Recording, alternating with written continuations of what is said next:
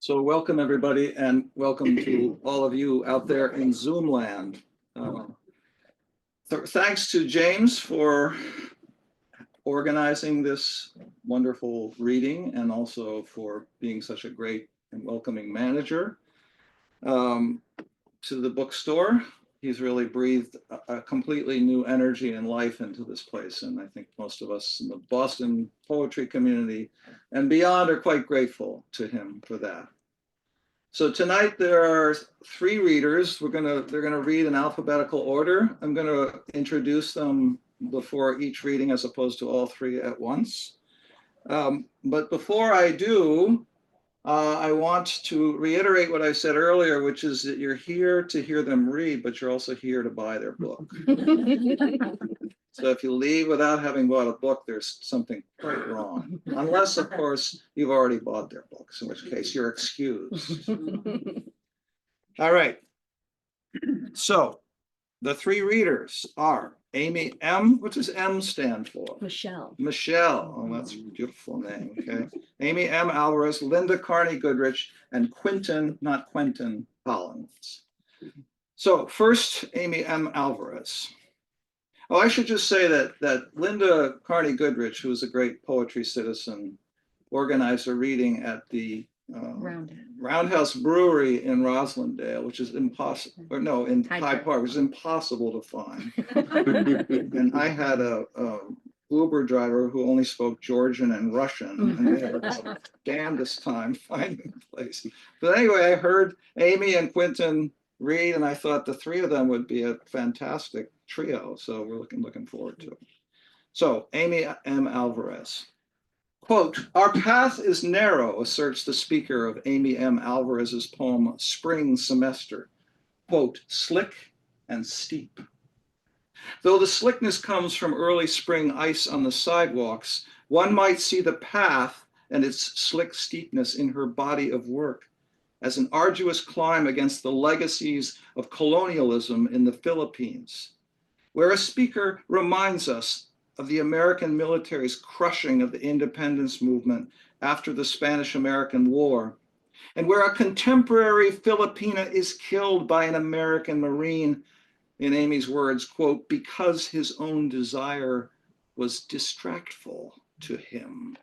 He could not understand the forests of her boondocks." Is that right? Boondocks? In Alvarez's explanation, the word boondocks is a crude appropriation by the American occupiers of that Tagalog word for mountain or higher ground, which the Filipino people used as a cover in their war of independence. In the continuing fight against imperialism, Alvarez imagines an uprising of the, quote, "beautiful, fearless, thundering down like boondocks, fire streaming from their painted lips." That steep and slick path includes the struggle against the racist murders of African Americans, including Casey Goodson Jr., who was carrying sandwiches in one hand and keys in the other when he was shot and killed by a sheriff's deputy who claimed he was waving a gun that was later found in Goodson's kitchen with the safety on. With savage irony, Alvarez retorts, Casey Goodson Jr. did not get to inspect his newly cleansed smile upon returning home. The path may be slippery, but for Alvarez, hope to surmount it can be found in small and surprising possibilities, as in the aftermath of the failure of the nutritionally rich weed purslane, which disappears from her yard all of a sudden, and yet which is replaced the next year by wild rosemary. Tea can be made from the rosemary precisely because, as Alvarez insists, something always springs back. Gravity is fickle after all. Amy Alvarez. Thank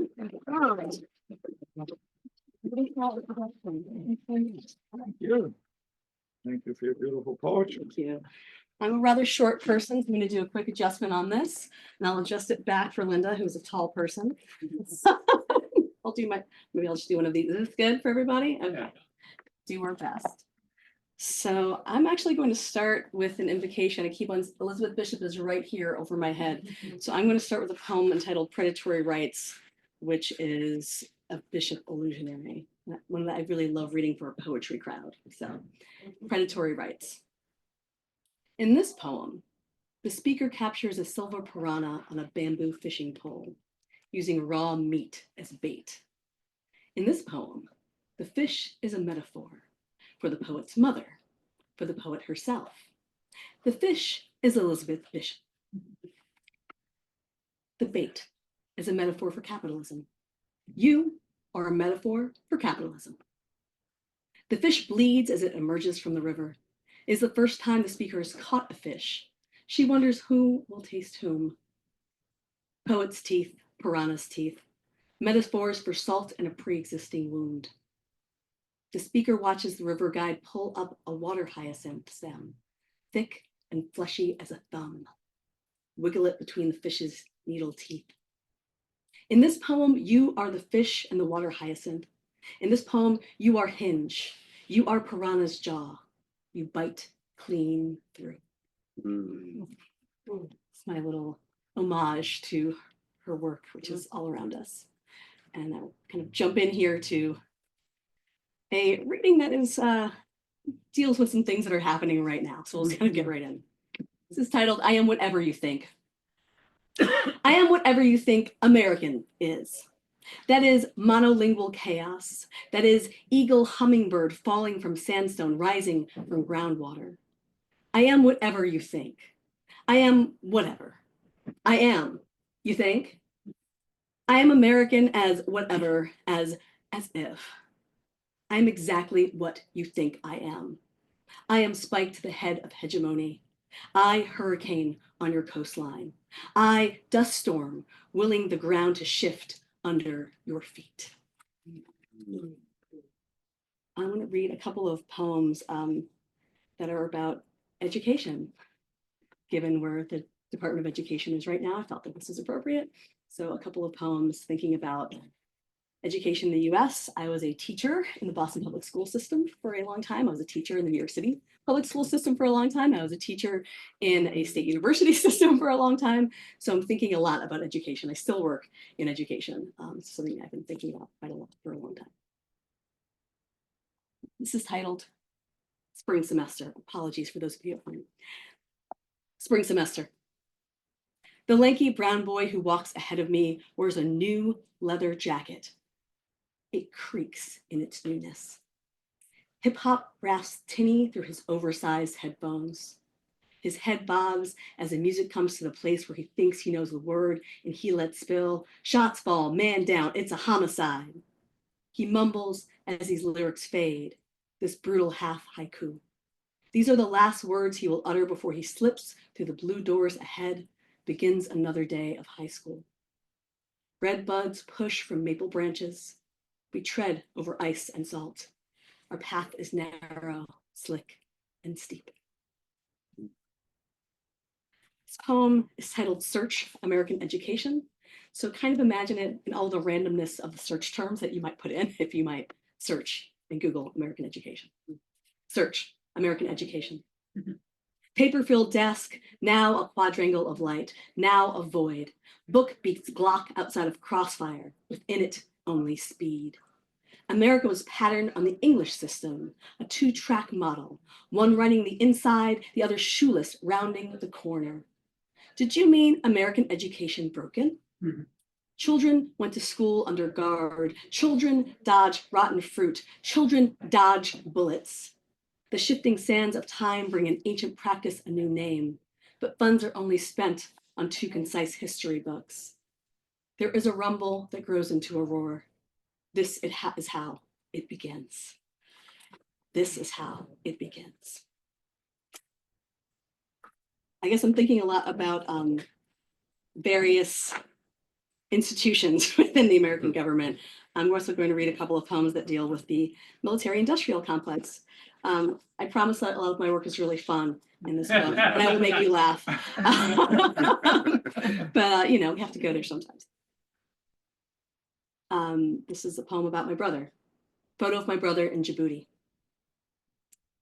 He sits in a foxhole, a shell-shaped depression in sand with rocks piled on the rim. An automatic rifle with an enormous scope is held up to his boy face. The light tells me it is sunrise. His uniform covered in sand, smile in his eyes, mouth void. According to the blurb, he is manning a defensive fighting position in East Africa during a strong point defense training exercise. This is the first time I've seen my baby brother holding a gun. Our mother never allowed toy weapons, too violent, she would say. So he made them from sticks, Legos, clay, from cardboard tubes, and electrical tape. Online, the comment section below the image is filled with platitudes from strangers, thanking my brother for his sacrifice and service. There's advice. Use sandbags instead of rocks, and criticism. Doesn't look like much of a fighting position to me. His civilian friends tease, did you Photoshop this? His army friends say he's badass, #savage. In his bedroom at home, dusty Taekwondo trophies, a Bible, Sun Tzu's Art of War, and piano sheet music litter the top of his dresser. Last year at Christmas, he taught himself Maple Leaf Rag and Silent Night. He played both songs loudly for whoever would listen.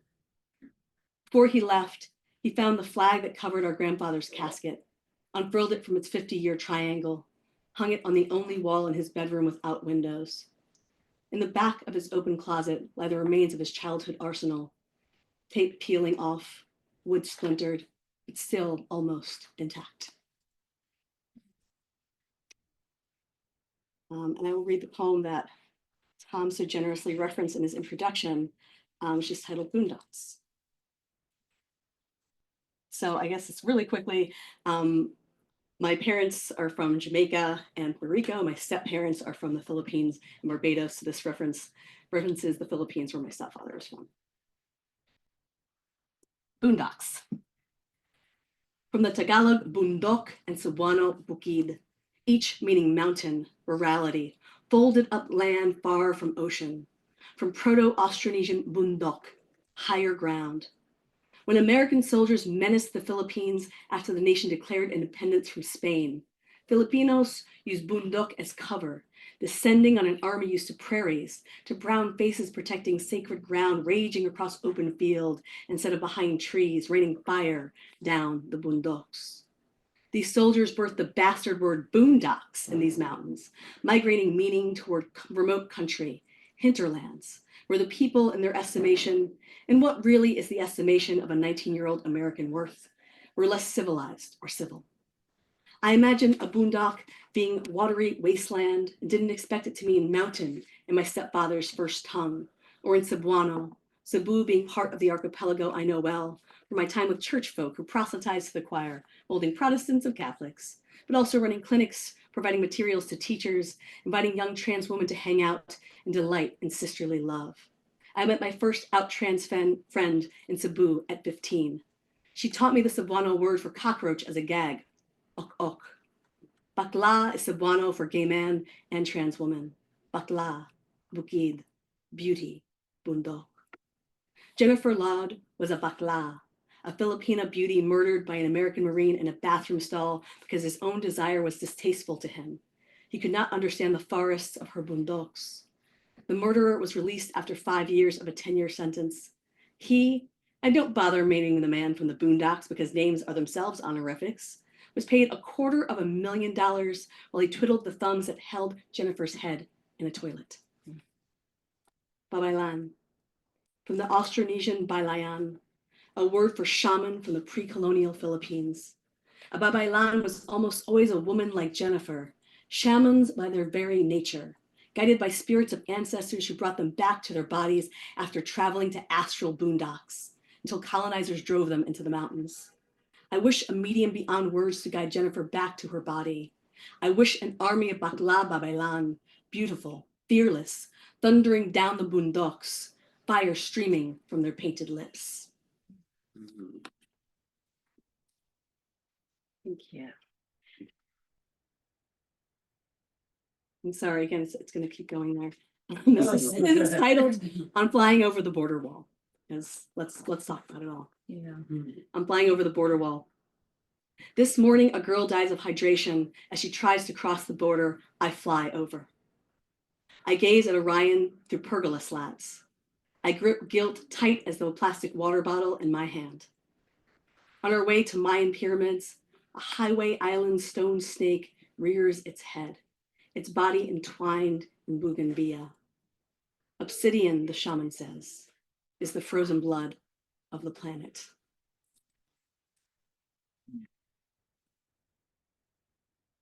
Read a couple more for you. You still with me? You still okay? Yeah, we're here. Right. So let's read a couple more. I'm going to read yet another illusionary. I'm going to read 3 more poems for you. 13 Ways of Looking at a Bathroom. We are in a poetry bookshop after all. Well, Stevens, of course, we know 13 Ways of Looking at a Blackbird. So 13 Ways of Looking at a Bathroom. 1, the full moon is rising. The bathroom is occupied. 2, when you're asked what you're doing in the bathroom, the right answer is nothing, be right out. 3, 3 yellow butterfly decals on the bathroom mirror hold the triangle of broken glass in place. 4, a mosquito attempts to enter the pink bathroom through the window's mesh screen. On the windowsill lies a dead beetle with orange wings. 5, pimples I pop in the bathroom mirror aren't as bad as the dark scars they leave behind. 6, I sift through my mother's abandoned hair products in the bathroom, pump out a puff of orange-scented mousse, and blow it into the sink. 7, why would you want to relax that wonderful hair? My hair spirals from my scalp, rising into humidity. In the bathroom mirror, I brush it back. Terrible idea. I know. 8, in the bathroom, like the kitchen, there is olive oil, a bottle for pots, a bottle for my hair. 9, in the bathroom, I discover my vulva, layered brown and pink, and a new country in the aqua hand mirror. 10, through the bathroom's sheer curtains, a view of the yard of our rented house, an obese cat stretched out in the sun. 11, here in the bathroom, elbows find Vaseline and cocoa butter to soothe ashy skin back to brown. 12, I dream of a viper ready to strike. He dances on the toilet seat while I back out of the bathroom. 13, she leaves the bathroom. The vapor leaves with her. Thank you. Just a couple more poems. This is titled, This Is My Body. Especially as I'm thinking about all the many ways that women's bodies are being co-opted and being relegated to decisions that are not our own. Anyhow, this is my body. Naked arms, sagging jowl, knuckle pop, cystic breast, tilted uterus. When I have stood naked before mirrors, when I have twisted before mirrors, both pleased and mortified by my abominable body, firmness giving way to wrinkles, pimples to chin hair, dust to dust. I've wished the body invisible, as if this were possible for a woman with my face in this country. When I wish I had not said what I've said, which is most of the time when I say, I wish for my body to fold in on itself, bones like rice paper, until I'm small enough to slide into pocket, till I'm small enough to disappear to the ever vernal continuum, luminous and broken for you. And I will read my last poem, Hadeology, which Tom gave a beautiful introduction to. Thank you, Tom. Show them the book cover Mm. before you. finish. Thank you. They have to buy. Hello, folks at home. It's called Makeshift Altar. And folks here, it's called Makeshift Altar. It's put out by University Press of Kentucky just last year. And this is a beautiful piece of artwork by an amazing artist from Pittsburgh. And so that is the piece. Her name is Amber Epps, Dr. Amber Epps, 2 PhDs. She's remarkable. This is my last poem, Hadeology. It was published by Ploughshares a few years ago. Hadeology. Gravity is the weakest force, but it can bring a body down. An adjunct professor on concrete outside of a church. A hood entrepreneur on concrete outside of a 3-story walk-up. A schizophrenic son on concrete outside of his mother's apartment. A recent high school grad on a bathroom floor. A biking single mother in an 18-wheeler. a college student and his father's gun, trillium, cornflower, aster, honeysuckle, poinsettia, wild cane. We are electrons bound by nuclear pull, magnetism. We spin out of orbit and are pulled back 1,000 times a day. I only learned today what makes a glass of water grow stale overnight. The obvious dissolved gases, the strange, the presence of geosmin, molecule that scents Earth after rain. As the former outermost planet, Pluto once had my complete affection. But things change. Casey Goodson Jr. did not get to inspect his newly cleansed smile upon returning home. A good son, he carried a bag of sandwiches. Last year, a woman I know taught me a Turkish recipe for the purslane growing wild in my front yard. This year, the purslane did not return. Instead, another woman friend from Kenya told me to make tea from the rosemary growing rampant. Something always springs back, she says. Gravity is fickle, after all. Thank you, and thank you.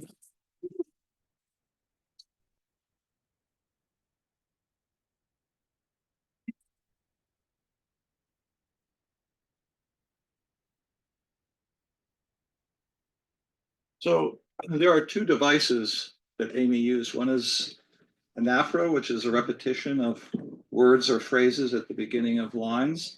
And another is a catalog, which is just listing things. And it seemed to me that in the repetition that you did, you create the same effect. So chanting over and over again creates a certain state in the mind. And your repetition created a certain state in my mind that I would call enchantment. So thank you for that. And I won't soon forget ok as a word for cockroach. That was wonderful. All right, up next is Linda Carney-Goodrich. I'm not doing bios on people, so you can look them up on the web. Against the litany of supplication and petition that characterizes many of the prayers of the Roman Catholic Church, in the poetry of Linda Carney-Goodrich, a secular litany of grievances, hopes, indictments, and wishes serves as a kind of counterspell. Sometimes the litany makes for a kind of admission of wrongdoing, but without a surfeit of guilty breastbeating.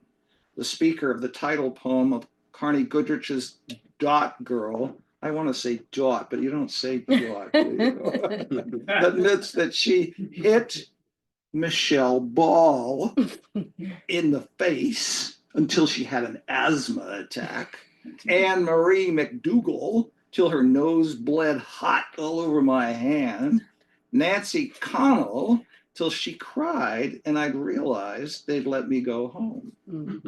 Litanies indict as well as reveal. Being beaten in the tub, being held down under the water, my neighbor's puppies, the urge I had to put them in the dryer. The indictments range fast and furious against the Catholic Church. They told me if I died wearing the scapula that was blessed by a priest, I'd go straight to heaven with the God who takes virgins, turns women to salt for glancing back at as their villages burned by his holy fire.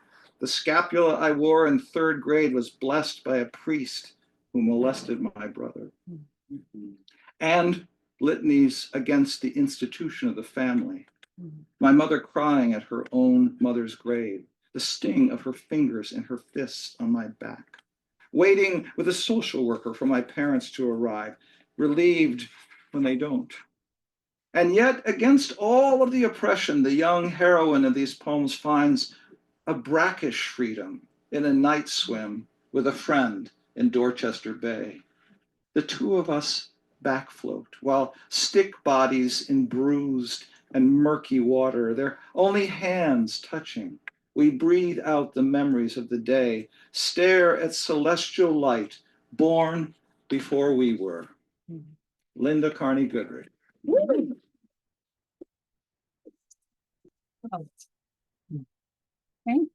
Thank you so much for that lovely introduction. I feel like I don't have to say anything about it. Hello, you Zoomers.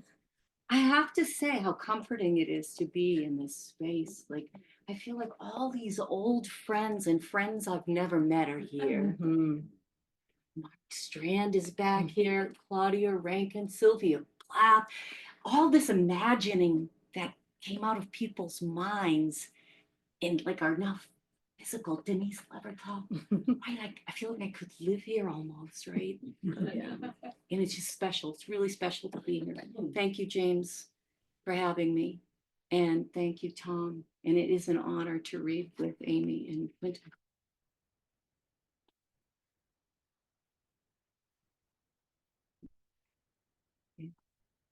I need my glasses these days.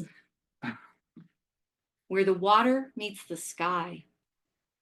We move in fog, in reek of fish, sneaking out screenless windows at night, climbing down garage roofs or window tapping trees. In slick, shiny streets under faint blue light, we dance in silence to the beach.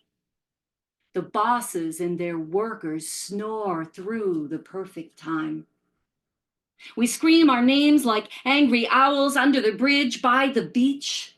Your brother slept here, where the tunnel curves by the road. One night, he saw us. He was singing the Rolling Stones. Knees winked from the holes in his filthy white pants.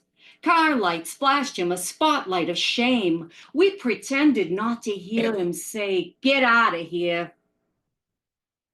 The sand is sharp, but we go barefoot.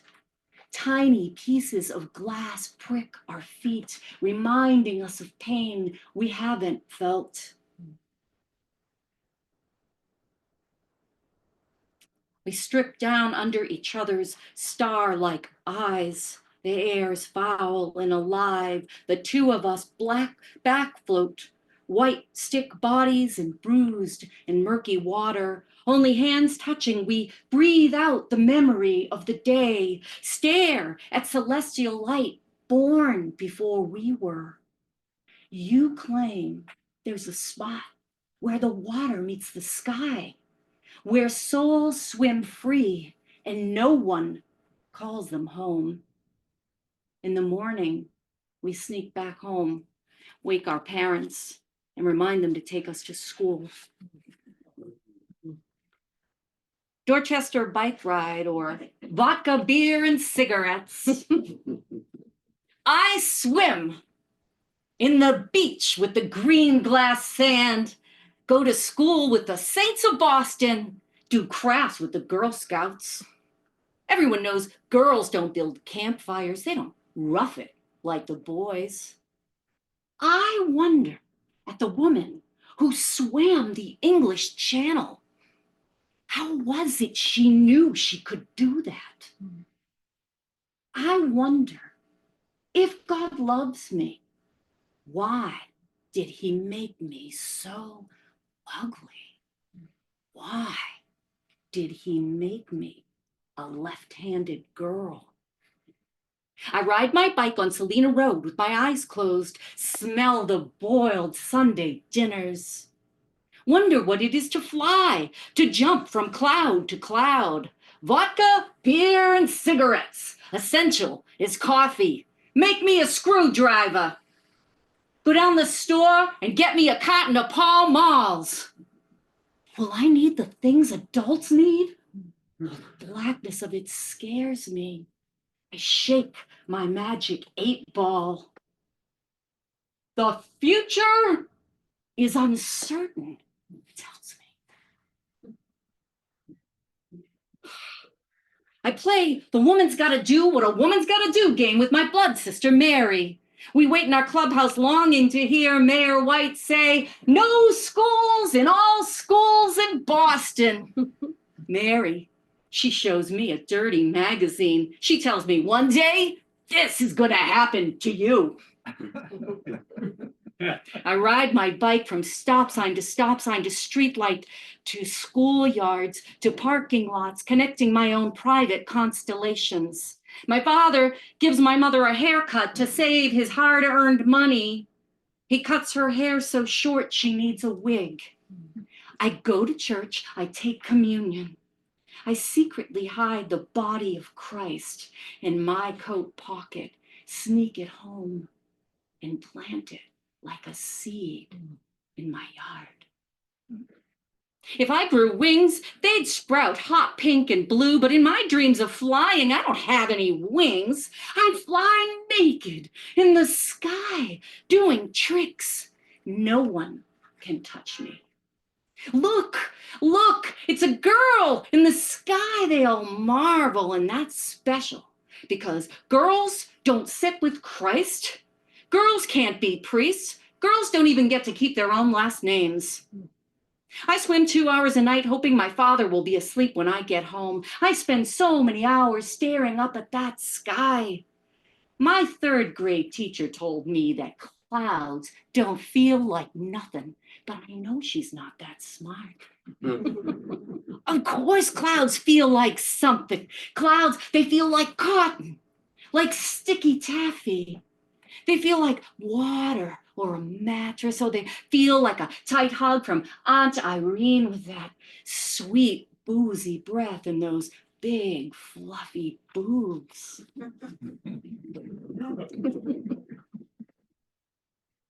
Okay, now I have to make a decision. Dear poetry teacher, since we were talking about education, or Uncle Hugh, and they're both so different. You make up your mind. I'm going to make up my mind. Dear poetry teacher, thank you for wearing denim vests and scally caps to class. You look like a Boston Kenny Rogers. The scent of smoke and what I came to know later as scotch lingered about you, warm as bread. Poetry teacher, thank you for making my mother want to leave the house again. You gave me poems I would not have known. They were my violet incantations, my lonely dreams, my only friends. Thank you for making places I could escape to where hope is a bird. Daffodils dance. There is a burning tiger in the forest of my heart still. Did I ever tell you how I dreamt my mother would take me and we would run away with you? I just knew you'd have a big house with shelves bending from the weight of all those books, quiet with golden cushions and fancy water. Dear poetry guy, I forget your name. What was it? Thank you for reciting my grandfather's poem about his time in Deer Island prison. My mother bought me my first new dress, all white with little pink roses tied up my shoulders. She put my hair up like a TV model, let me wear cherry lip gloss. Oh, we looked good that day at Government Center. I recited pudding stone shoes into a microphone. My soul crackled like it would split out my chest. Poets are VIPs, you told me.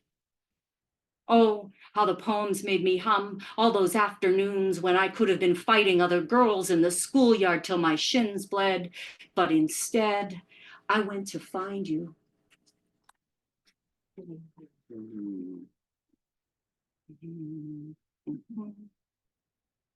not doing that one. My mother's eyes were birds. We all have a poem about how someone in our family had an undiagnosed mental illness that perhaps had a profound effect on you, but what poetic way is there to say such a thing? My mother's eyes were birds. Sometimes they were shy chickadees and others violent chickens, scared, angry, constantly pecking. Oh, there were the buzzard days and seagull days where her eyes cried themselves into purple whirlpools, swirling slow, sad circles in the skies of our dingy kitchen. On Blue Jay days, she fought ghosts in a living room. Worm catching day, she wore a robin's red apron, got things done, cleaned house, scoured children. Then there were the ostrich days where she fluttered through the house to her own awkward rhythms. She wore short skirts, drew faces of men and women on her knees and thighs. See how they dance, she chirped. I absorbed her calls and flight patterns. My sister said my mother's true eyes were hiding, that they had once beamed blue like a queen's heart. I searched for them in the filthy pockets of her housecoats, the jewelry box where she kept little nests of our auburn hair. I yearned to hold them in my hands, to wear them like gems, to glimmer in her knowing and wither with her stare.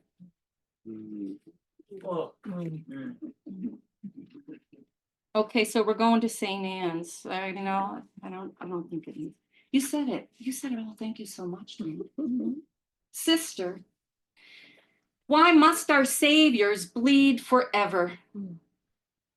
The sisters insisted Christ's wounds never heal. He's bleeding still in heaven, they told me. If I died wearing the scapula that was blessed by a priest, I'd go straight to heaven with the God who takes virgins, turns women to salt for glancing back as their villages burn by his holy fire. The scapula I wore in 3rd grade was blessed by a priest who molested my brother. The devil, they taught me, was worse than God. Both never die, both wait forever and make me choose. How to know? At 8 years old, that beautiful round number of infinity, long past 7, the age of reason, how to get away from God and all he created. Does the fire in hell burn eternal? Is my brother's priest there? Will I be? It's a sin to doubt and to ask wrong questions, but tell me, do you know? Is it true how I feel? Torment churns through generations, each suffering, and me, with my original wound covered by skin so thin, all my light gets out. I have 3 poems left for you tonight. This is a found poem. It's taken from articles in the Spotlight team about a priest in my neighborhood, St. Anne's, who was moved around quite a bit. Father Mahan found. He was removed, released, back into the community. The cardinal was aware. No one else was told, not the police or his own family. He was reassigned with little supervision. Records were kept, records were sealed. The cardinal was informed. It happened again. He was removed, then reassigned. His sister wrote he was bringing teens to his home. Mahan asked to be defrocked. I'm a sleaze. My disease runs so deep I can't be trusted. He was removed, then reassigned, received no oversight. Ran Boy Scouts, Legion of Mary, summer camp, 2 grades of school. A 12-year-old jumped off his boat and swam to shore to escape. The police asked questions. They were deflected. They said they respected the workings of the church. He was removed, reassigned. No one told the families. He molested his own nephews. In 1976, a 2nd grade student told a nun who twisted her arm, never say anything like that again. Here's a happier note. Closest to God. So Elizabeth Bishop, she's up there. This came from an exercise that she had. It's 9 lines, 9 different words. They all had to be used at least one time in different lines in different ways. I forget what it's called, but it was named after the room she used to teach in Boston. Does this sound familiar to you poets? I should really know. It was in Eileen Cleary's workshop. Closest to God. Pope John Paul II arrives in Boston in his fancy roofless car close to Tinian Beach where Bulger buries bodies under the sharp rocks we call sand, where we kids sweat like dogs, our tongues panting for bomb pops. His Pope wave renders the crowd silent as church. Oh, the Vicar of Christ is debonair in his white cape and rubied fingers. As his ride slows, I pray he'll throw us bits of candy and gold. He meets my stare, his eyes sapphire knives, cutting away all that isn't mine. I picture my family like ants crushed beneath his wheels. And I'll take you out on this. Oh, here's the book. It's my 1-year anniversary. Okay, and the Mothers of Dorchester Bay. And we shall have a new Bible, and its holy name shall be woman. The colleges shall be made free. The classrooms will burst open onto Morrissey Boulevard, and the streets and the monuments shall be renamed.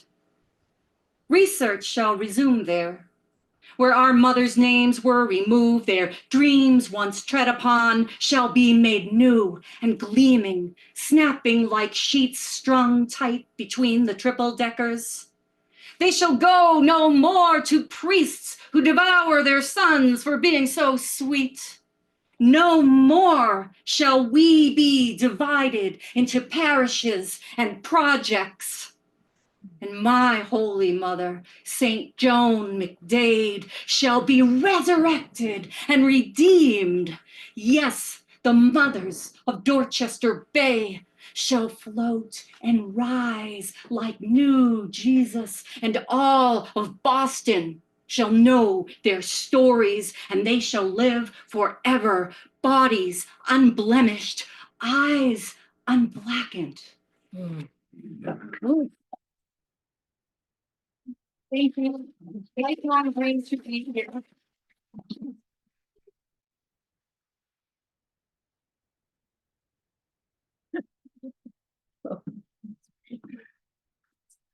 So I think the first poem you read about swimming at night with your friend is one of the truly great lyrical poems.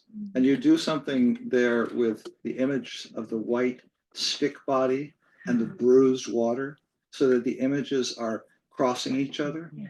That was really terrific. The other thing I want to say is there are 2 points in poetry reading. One is the school in which you never inflect, you never change.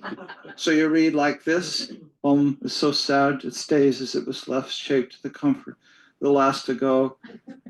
Instead bereft of having anyone to please, it withers so.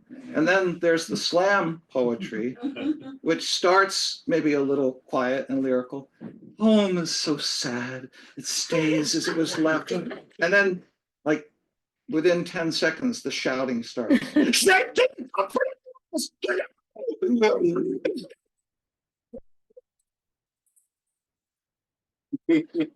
So you are the golden mean between those 2 positions. Because I know you spent many years in slam. You went to the Cantab, you read at the open mic, you learned from Patricia Smith, who's one of the great masters, pardon that term, but she's one of the great practitioners of performance poetry. But you also did more than what Patricia Smith does. You're a wonderful actress. So your interpretation of everything is so full of intense enthusiasm and empathy, but there's also, you know when to bring it down and you know when to push it up. And that's a real gift. Yeah. You did a marvelous job. Okay, last but not least, in the intense imagination of Quintin Collins, a Boston subway train is, quote, a rumble in the concrete throat, unquote. Trains that take him home get named by wishes. The next train to shoes off, clothes off, mind off is now approaching. Train noises, groan and rasp, thunder and screech, conflate with the riffs from Jimi Hendrix's guitar. that unique squeal of Green Line trains as they maneuver into Park Station in downtown Boston. Y'all know that? Mhm. That's Jimi Hendrix engraving his initials.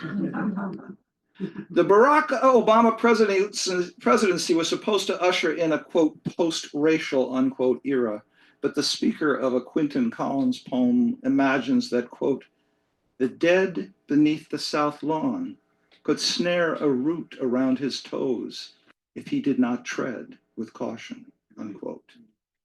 In a question for the Barack legacy, the speaker ponders, after Obama says that Trayvon Martin could have been his son, if, quote, in that moment, did he know he shouldered a cross that could drag him back down to Golgotha?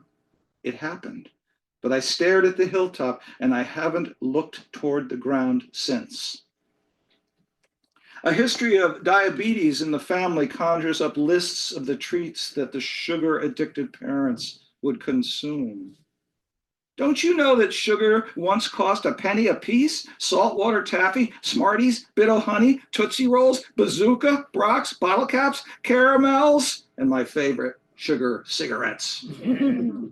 And finally, in his potent imagination, the poet sees the diabetic blood as a kind of journal requiring intervention and predicting the future of his own health. The blood writes a record of relatives, syringes stabbed in thighs. The sugar swells my waist. Quintin Collins.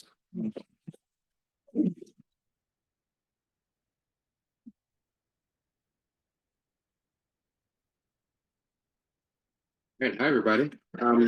Tom, thank you so much for that very generous introduction and for organizing this. And thank you so much to James for having us here. This is so awesome. The first time I came here to shop, I wondered how this works with the reading, and now I'm seeing it. This is amazing. So I'm going to read some poems from my second book of poems called Claim Tickets for Stolen People. Hi, folks online. And yeah, so we're just going to start there. So we're actually going to begin with, excuse me, delayed MBTA train home as Jimi Hendrix Stratocaster.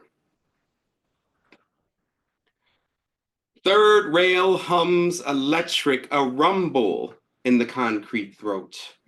Train a stop away, delayed for 11 minutes, makes me want to get up and scream. Tired feet and all. Sleep-heavy head nods after crosstown traffic navigation to Park Street. After long workday, the next train to shoes off, clothes off, mind off is now approaching. Train cars groan around the bend and rasp while Jimmy's Purple Haze riffs in my headphones. 10 red striped cars thunder the platform, steel glass blur slingshot along the rails. A screech rips the station as the train slows to a halt. In my ear canal, metal on metal grind as Jimmy engraves his initials. So one of the interesting things about writing this book compared to my first one was this was where I really had a sense that I lived and was going to be living in Boston for a long time. This is actually 9 years coming up this month, or in the next couple of months, actually. And so this is a poem called The Freedom Trail Tour Guide. Shyly mentions slaves were sold at Boston Harbor.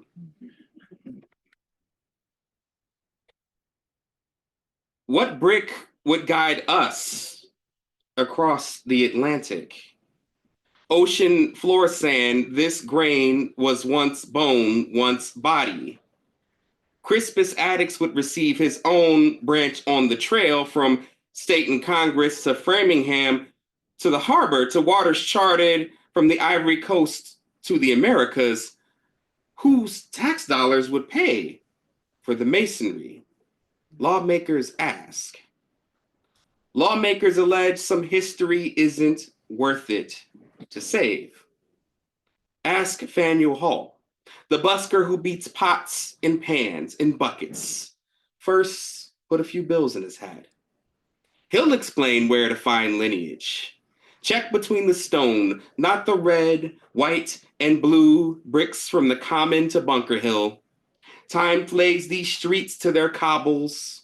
No family history will sprout if you place a seed in the pothole. You won't heal the wound.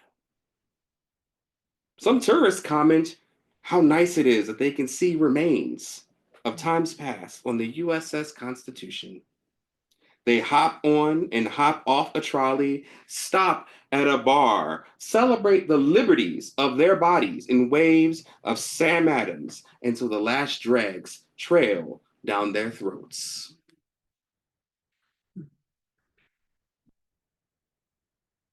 The American Killing Field.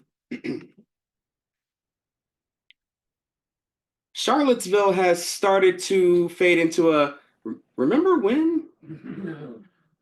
Boston's free speech rally will happen tomorrow. From halfway across America, my mother warns me to exercise caution. I tell her Massachusetts is blue. She knows what scopes and iron sights frame Black bodies.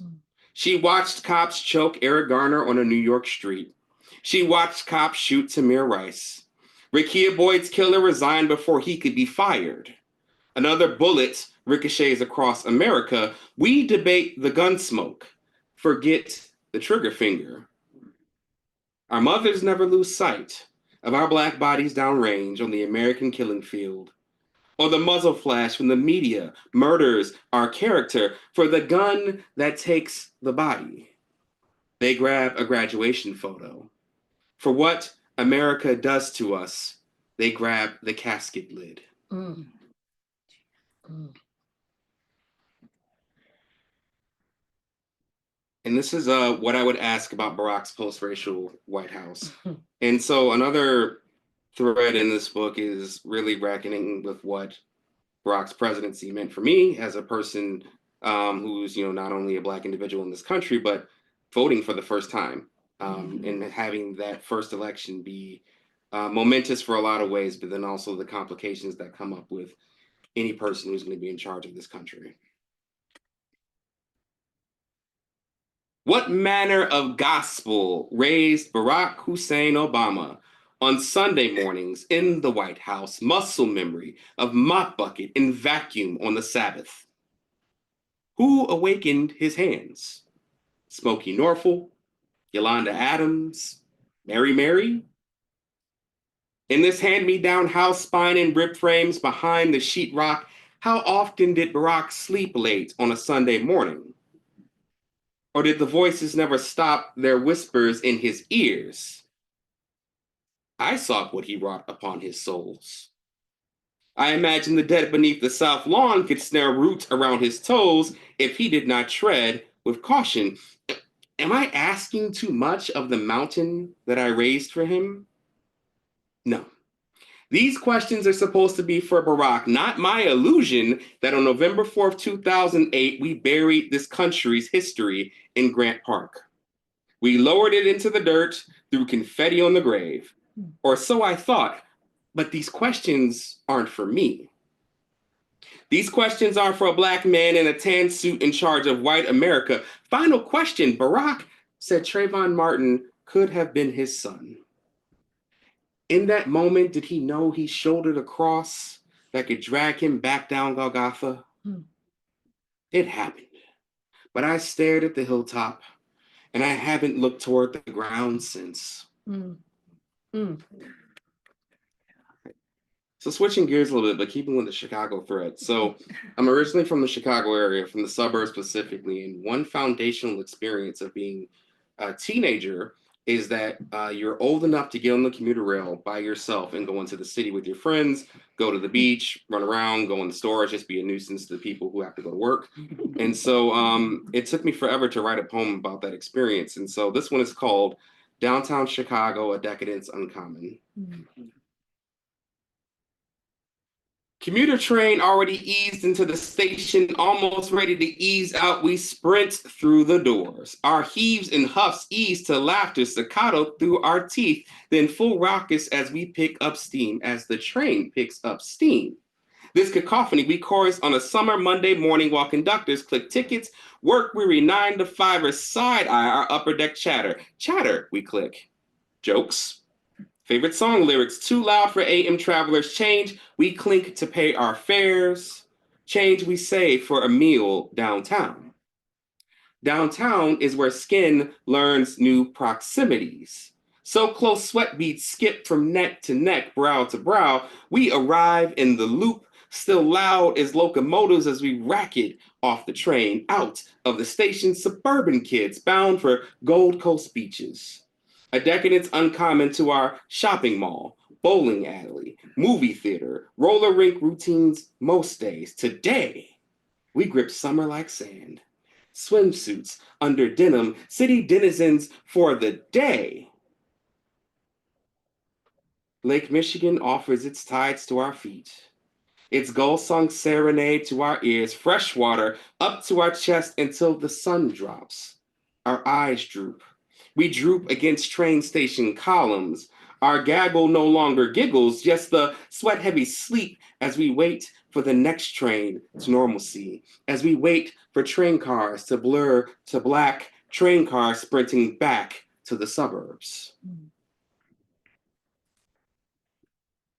And so keeping with that adolescent nostalgia, so one of the things I also come to notice is, this is something I see a lot when I go home, is there's not a lot of kids in my neighborhood anymore.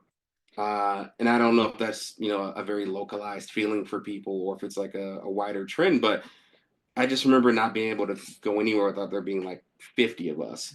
And then there were more kids popping up. And then there were cousins that were visiting. And everybody had all these, different pockets of kids everywhere. And so I really want to capture that. I'm also very obsessed with the idea of Black people in summer. I feel like there's something extremely holy about that image. And that's like the place where we really live as much as we are everywhere. And so this is called A Summer Lesson on Multiplication. Like these kids multiply at playgrounds after school lets out, pinball children bump and Red Rover and run and swing and freeze tag and red light, green light. And Simon says, always more bodies baked when sun sweats, high noon hits, always more sweat, always more children, more Huffy, more Wilson, thrown across Ravislow Terrace and hollers. These boys throw to girls, teeth suck, back at boys, more super soakers, sprinkler runs, always more summer hours, always more kids at Atkins Park for more wood mulch splinters, bomb pop popsicle sticks, and kids seek freedom before they know freedom isn't for them. Freedom isn't for them. Freedom, a feat for daddy's day off. Miller High Life cans bury white through speakers. Freedom, a feat for mama to watch TV in bed all day. For mama and daddy to kick kids out the house. And don't come back for a few hours. Just don't go too far. And make sure you check in every hour. As if these kids wear watches or watch sun skip, then hop through the hours, too busy multiplying on every block. Little siblings new to this but in tow, and cousins staying for summer, and all these damn kids running the block. More mongoose, more razor, more Spalding, more running back. More running back before street light, more, I'm sorry, mama, just a mistake. Just broke a neighbor's stoop light, neighbor's window. It wasn't me, mama, I swear it wasn't me. But law of multiplication says no matter how kids group, numbers get the same result. Kids get guilty by association. Kids get guilty. Kids teardrop, decline invites for outside through the screen door, or mama says, can't come outside, in punishment. And loneliness multiplies hours, and mama says worry multiplies every time kid sets foot outdoors, says the wrong crowd. But these kids accumulate next week next to Country Pantry. Lemon heads packed in pockets with a few coins, and sour warheads and fruities and fruit chews, always more. Kids want always more kids on the block, always more freedom, always sugar packed in pockets. Another pocket of kids on 180th. Another pack of bikes on Idlewild Drive. These kids divide when anybody's mama says, get your asses out the street, but reassemble when she peels off. Bike wheels crisscross paths, figure 8 infinities on pavement. Yeah. You know, I love when there's background noise at a reading because it reminds you that poetry should be in the world and not in these like sacred spaces. I especially love when people bring babies to readings because they are like the biggest cheerleaders for poetry. All right, so keeping with the theme of sugar, this is called Sugar Tells the Truth About Tradition. And I'll read this and then one more. Like when I held fistfuls of pixie sticks, bit off the tips, guzzled sugar, but not more than the murmur of granules dumped into Kool-Aid, an inch of white settled on the bottom. Dare I ask my cavities, how many fruit chews and fruities did I secret in pockets during school? Much like the Mary Janes my mother devoured. Don't you know that sugar once cost a penny a piece? Saltwater taffy, Smarties, Bit O' Honey, Tootsie Rolls, Bazooka, Brock's, bottle caps, caramels, sugar cigarettes. Consider sugarcane fields around Vacherie in New Orleans. When my mother's parents tasted the sweet they would eventually store in a jar, fun-sized Snickers, Milky Ways, Hershey's, for when they needed a bit of sugar to balance out the work of the insulin injections. My grandmother secreted away in her room. My grandfather's fingers pricked before breakfast to check his blood sugar. My mother's fingers pricked. The blood writes a record of relatives. Syringes stabbed in thighs. The sugar swells my waist. So, last one. And thank you all for being here. Yeah. I appreciate like folks coming out to poetry on a Thursday night. Yeah. Because like I'm sure that there's a lot of people who don't read poetry they think they're having more fun elsewhere, but they could be here. And thank you to all of you in the live stream. Like you're like paying attention at home to poetry, which is awesome. You don't even like have to be a captive audience because you're in this room. So thank you so much. All right, and this final poem is called The Bees Rebuild. Today we build a new home. The old hive foam smothered, bodies dropped, writhe, but today, new honeycombs to nest our young, collect honey. Some twitched for days, we move on, restart. Dandelions bloom, everything burned last time, everything fluorescent in sunlight. We rebuild today. We gather pollen. Before that, it was a hose. We sting. Yes, we sting. We sting only once, only carefully. We know we will die if we sting. They swat. We sting. Today, we build a new home. If we can save what we love, what is death? We sting. Some days on peony petals, we nap because we are tired. We tire of how they swat. We sting to protect. Maybe if we didn't sting. Maybe if we didn't fight. We sting, but only to protect the hive. Last time everything burned, but not before they scraped honey from our home. Some bodies burned. Today we restart. Today we rebuild our home. At sundown, what poison will douse these honeycombs? What fire? What else can we do but sting? Thank you.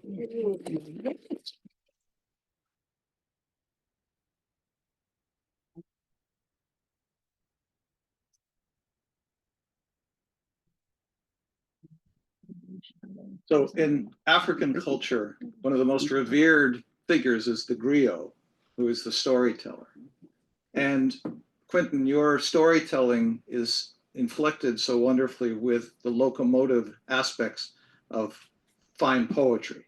So there's this wonderful fusion. Sometimes storytelling can be a little discursive, lacking musical effects, but yours is really quite amazing.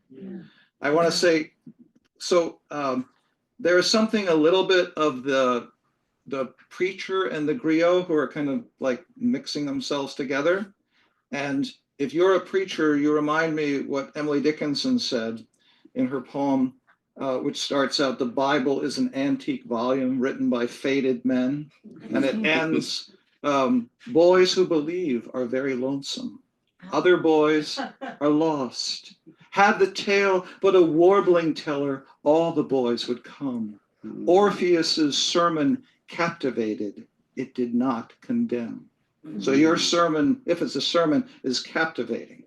Thank you for that. And then one more story. You talk about what happens at poetry readings and the distractions of, or the addition that a baby gives, that the baby is the best audience. So a friend of mine brought her 6-year-old son to, she wanted to hear me read. She had to bribe him to come. She gave him a big lollipop and a new thing for his Game Boy. And she sat him outside the tent where I was reading. One poem into my reading, I hear this voice call out, "I don't like this story." Which is one of the great compliments I've ever received. Anyway, I don't think I've ever heard, I've been to many readings at the Grolier. I don't think I've ever heard 3 dynamic readers.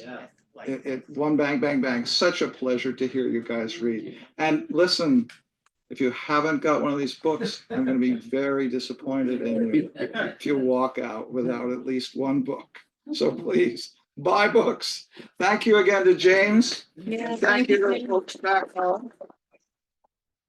James, you want to give us your instructions? Sure. Thank you all for coming this evening. First, let's give a round of applause to Tom Daley for Let's give another round of applause to the poets who read tonight. And thank you very much to all of you for attending tonight. If you would please put your chairs up against one of the walls, I would be very grateful. Thank you so much. Yes, terrific. Thank you. Really terrific. Thank you so much. That was really great. It's a great trio. You guys ought to go on the road. Hell yeah. Take your let's do show. it. No, really, no, it's a great complimentary, Yeah. you know, stylistically. I mean it about the book. It's really comforting. It's like all these magic spells. Let's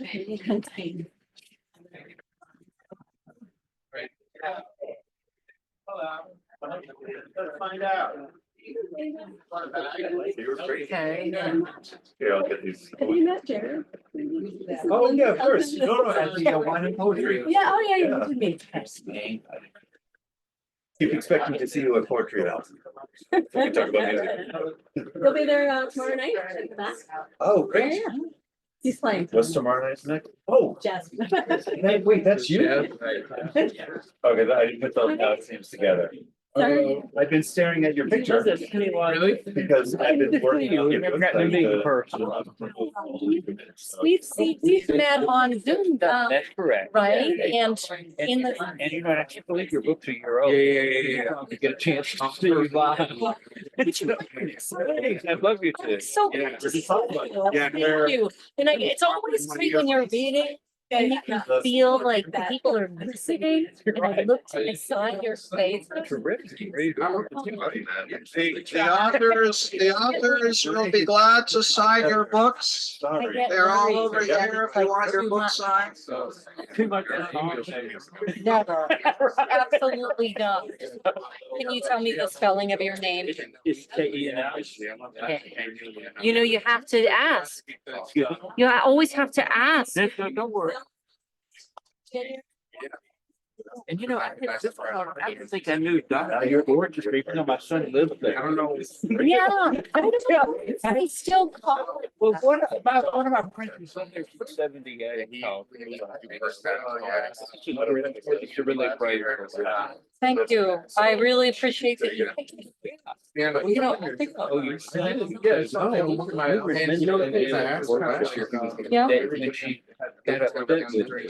Oh. Dismissed her. Oh. Told me she wasn't gonna refund, and the refund showed up, and I thought those of you who left must have. Yeah. Oh, you know what? That's so funny. That was so, I totally forgot about that. That was so bizarre. I never took another workshop. Sure. I don't know what it was. You know what? People go through things. But I knew when the money showed up. Said something on my behalf.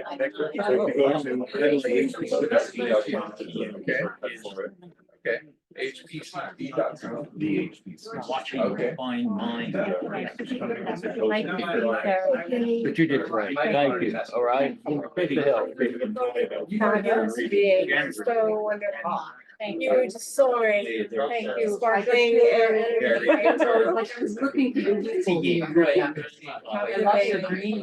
Thank you. Yeah, I hate to give up this. Great. I know, it's funny, right? It's like, now you have to like. What am I gonna wear? I will the next Yes. I'm like, I'm going to. I got I want the I'll tell you. Dorchester girl to sign a book. Okay. Just one letter. one letter B, as in Bob, not B. I'd love you to put me on the mailing list. Oh, I will. And you're a poet as well, I remember. No, I do. I have a book. Actually, I have a copy of the James. I'll give you one. Yeah. Started to learn to bring my books. Poetry readings. Amy's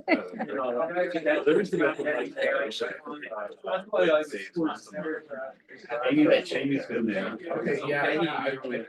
You'll see something about that. Oh, thank Yeah, that'll be you. fun to share. There's really Nice of you, a lot of family poems. I hope so. I will. I look forward to reading Yeah, it. well, I hope to see you again. Yeah, I think you will. I can tell. We're gonna know each other, right? It was a great reading. Yeah, it was great. It was wonderful to be here. It's kind of like a lifelong dream. Oh, it's been amazing. It's great. You're there. Yeah. Like you can feel the power, right? Like they're Oh, like, no, I know. I've been coming to the Grolier for years. I grew up in East Boston. oh, you did. But I lived in Vermont for about 40 years and I'm recently back. Welcome back. Yes, it's good. I used to come. So much Congratulations. Thank you so much, Jean. That means a lot to me to hear. Well, you know, coming from where we come from, not easy at times. The pastor, our close beloved pastor of our church. Yeah, I know. We're talking, right? Well, this priest, he was very handsome. He was like young. I liked him, but he wasn't like you. So this man was older and kind of stout. Like his grandfather. Yeah. Well, you just don't know. And then it's like kept a secret, which is the worst betrayal.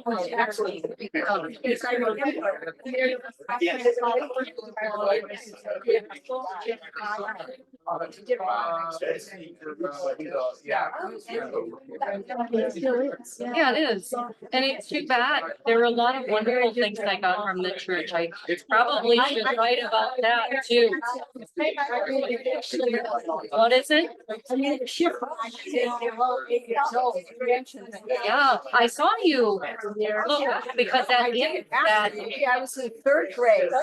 And my mother was very active in international. Always there. I had to especially be reading. no, I just see people. No, don't worry about my darting eyes. It's like, I don't want to. Yes.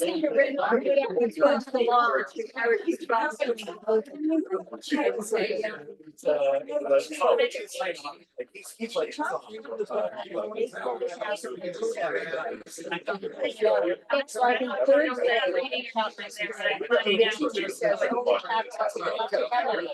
Raised my hand.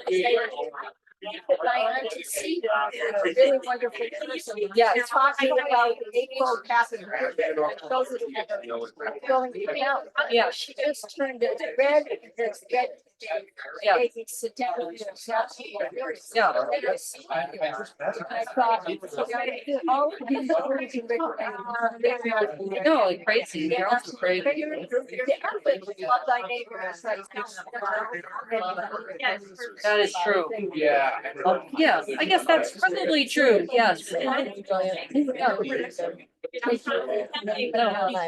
Thank you very much. Oh, you're welcome. I will. Yeah, I will. Well, and thank you for the book. Yeah, I'll enjoy eating it, I'm sure. Ivy. Very much.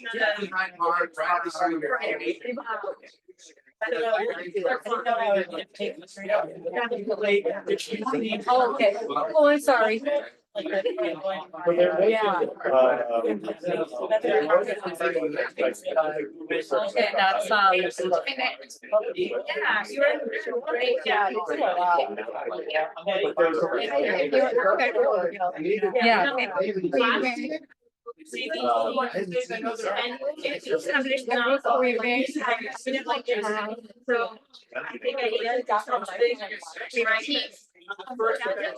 No, that's on me.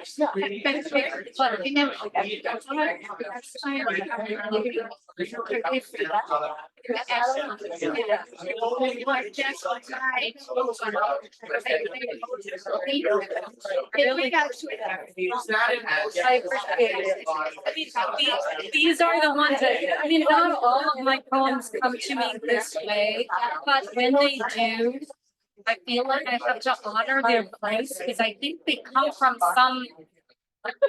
some place. Yeah, and I have to, or they'll get mad. It's a superstition. EVA, that's EWA, sorry.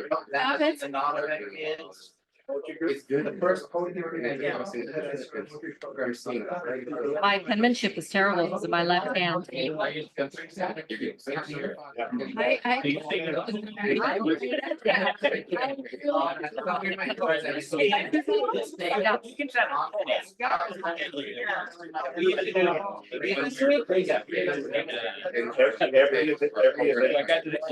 I've got a lot to say to you. I hope you can read it. Oh my God. But every event. Yeah. No excuse.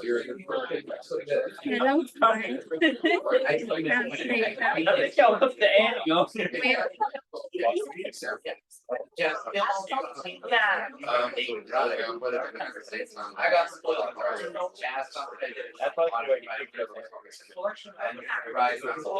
Oh, wait a minute, it's not 4-4. That's fine.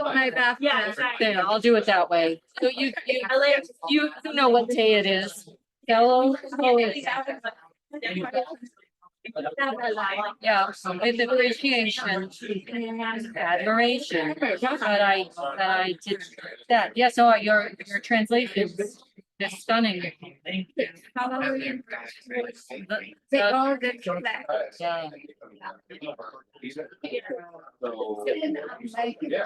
Oh,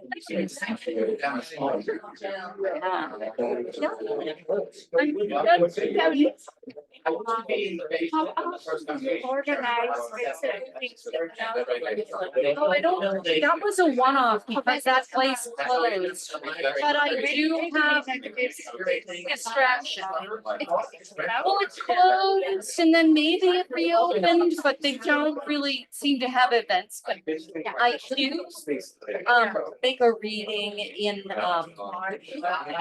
Tricia, don't go. Brookline. Yeah, it's a coffee shop. Do you know Ethan's coffee shop? Yeah. Ethan. So there's gonna be one here. Here, let me put in the back, okay? And I'm gonna give you my email address. You can send me a message, okay? It's my name. Yeah. The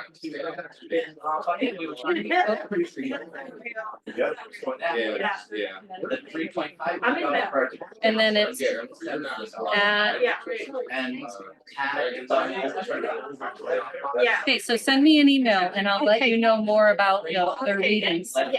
Because Alexis is gonna be reading and Amy is going to be reading again at this reading I created for April's in Brookline. It's like a coffee shop.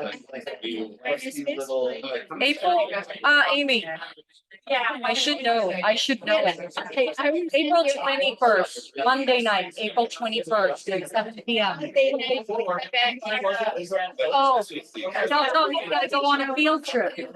I know the workshop. Linda, you outdid yourself. You did a great job. Did you feel good about it? Mostly. Yeah. Sometimes my timing fell a little off. Yeah. You did great. Thank you. Hitting all the right notes. I think it's great to Thanks. think about it. Thanks, I appreciate it. I got your book I know. before and you I know. signed it and all that, so. no, You don't thank have you. to do it. Yeah, I didn't get Amy's before, so I got her tonight. Oh, did you sign it for you? Yeah. Yield. I mean, it'd be better if it was bigger, but it's a curiosity. I think they could have seats up here.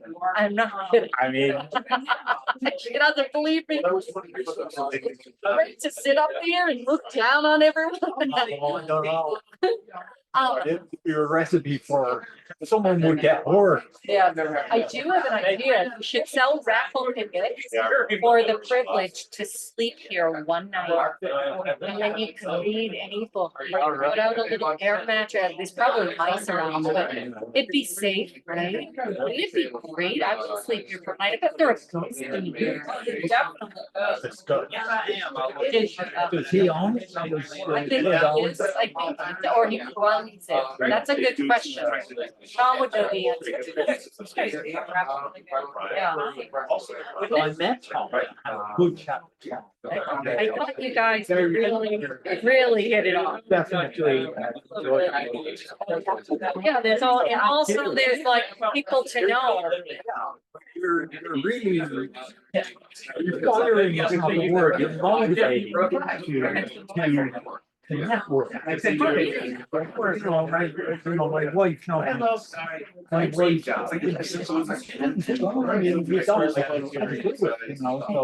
So being able to knowing Trish was coming to be good, I felt secure, Yeah. It's funny though, because you're such an outgoing performer, but I do understand that. I get very I get very socially awkward, especially since I don't live anymore. I know less fun. You know what, that's true, but I don't feel like, it could be, we're like in some spaces, but I didn't realize In like. some spaces, it's the important thing there. Some spaces, right? In this space, you're not at all. I feel better. And that's the thing is I feel like if the more we do these things, the more. You're perfect. Yeah. I was shaking. Before we got up, once I got up, I did, I realized, I wasn't kidding. Magic showers, all around. If I did, you never need for being serious or dark.